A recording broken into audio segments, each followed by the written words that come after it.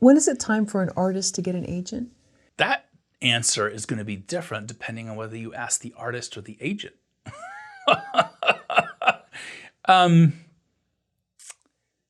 You know, popular media has done a great disservice to creative people in the expectation they have created for what an agent does. Because there's this whole mythology that agents discover unknown people and turn them into stars and build their careers. And in my experience, that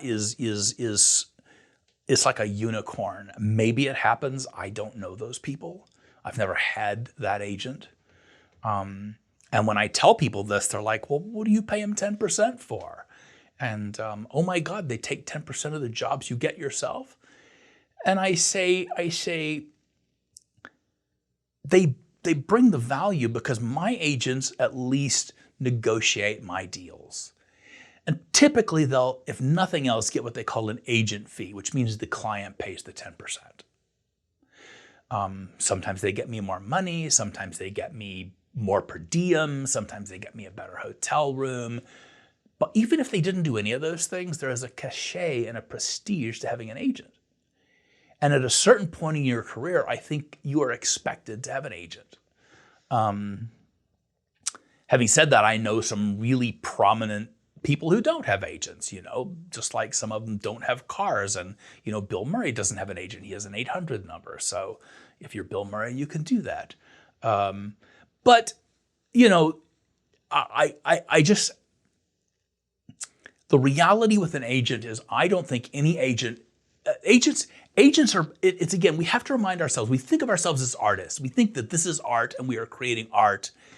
It's a business. Everybody's in this for business, you know, except lunatics like me. And those agents make 10%. And if you make diddly squat, 10% of diddly squat is not going to look good on their ledgers. And so they're not going to sign you.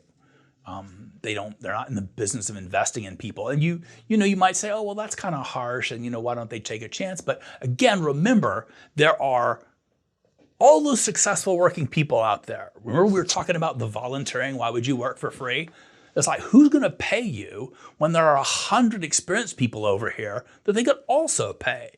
So why is an agent going to build your career when there are all these experienced people who don't have an agent who are making a good salary? You know, if they're going to invest, they're going to invest in those guys, and they're still not going to invest in those guys.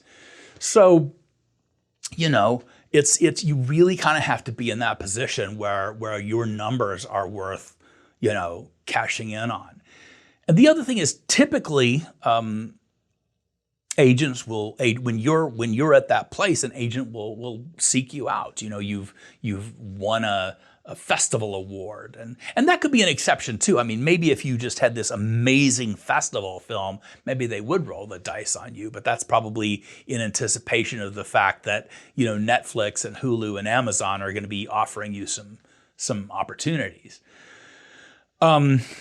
But you know, there are people, you know, who feel you can get out there and cold call agents.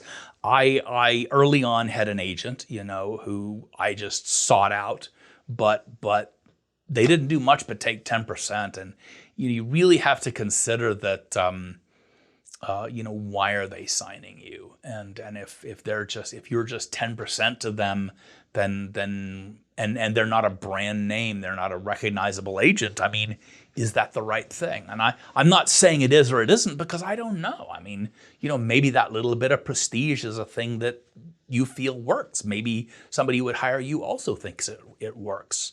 But you have to realize that the premium agents, the people at the big seven, they are who they are because of their Rolodexes. You know, they can pick up the phone and call those people you want to know. Those people you want to know will take their calls. They'll answer their emails. And, you know, Joe Nobody, they're not going to take the calls and they're not going to respond. So, you know, it's all a matter of influence. And I do feel like, you know, sometimes there's projects I want to work on and I'll tell my agent, you know, and I'm saying, you know, make a call to these people and, you know, let them know I'm interested. And do you know anybody? Do you know this person? Do you know that person? But by and large, my agent is not calling me up with jobs every week. It's very rare they send me a job, and they don't call me up with new clients. And I've talked to some peers, and a few people have slightly different experiences, but by and large, this is the average. This is what, most below the line agents are like. And I think most directors' agents too. When you ask that question to the artist is going to say, I want an agent right now, because they have bought into that mythology. They think that I'm talented, I'm good, I have something to show, and the only way I'm going to break down those doors is if I get somebody to walk me in, and I need an agent. And it's just not true, and it's not going to happen for a lot of people. And just like I said earlier, if your thinking is rigid such that next step is agent, you don't get agent, you're stuck, you're lost. You have to negotiate past that roadblock. Because maybe you will get an agent. Maybe you'll get an agent later. I mean, I've had several agents.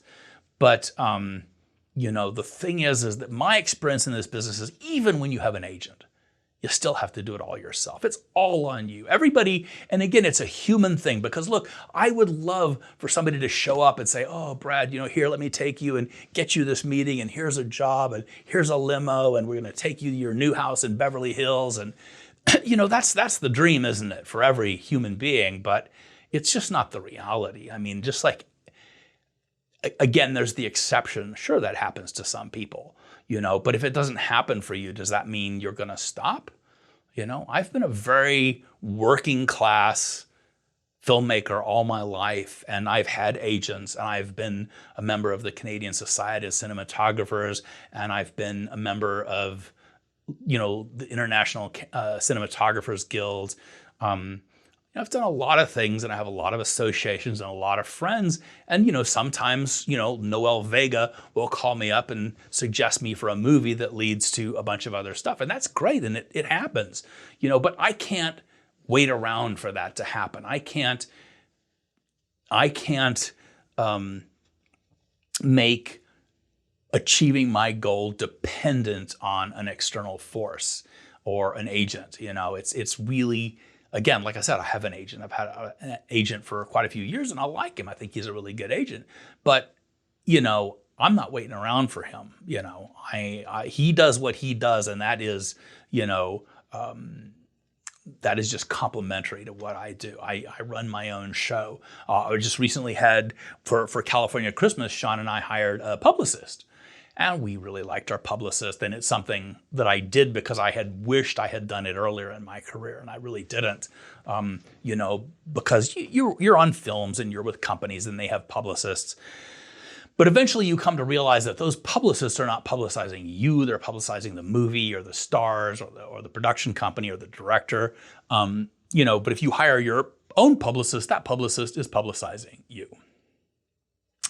So, but even with this publicist on, I still had several days when the movie was blowing up on Netflix where I sat in front of my computer posting and answering and emailing literally all day, and I wouldn't stop to eat, and I would work through the night and into the next day like a crazy person. And my, Kathy was like, you're going to hurt your health. You're insane. And I said, Kathy, this movie is not always going to be at number one. And while it's at number one, I have to do this. If I don't do this and people have forgotten, it's going to be too late. And people could say I'm a crazy person and I didn't have balance. And maybe they're right. How do we ever know that we're doing the right thing? But in that moment, I felt that's what I needed to do. And so that's what I did. But you asked about agents and I gave you a life philosophy. But I like that.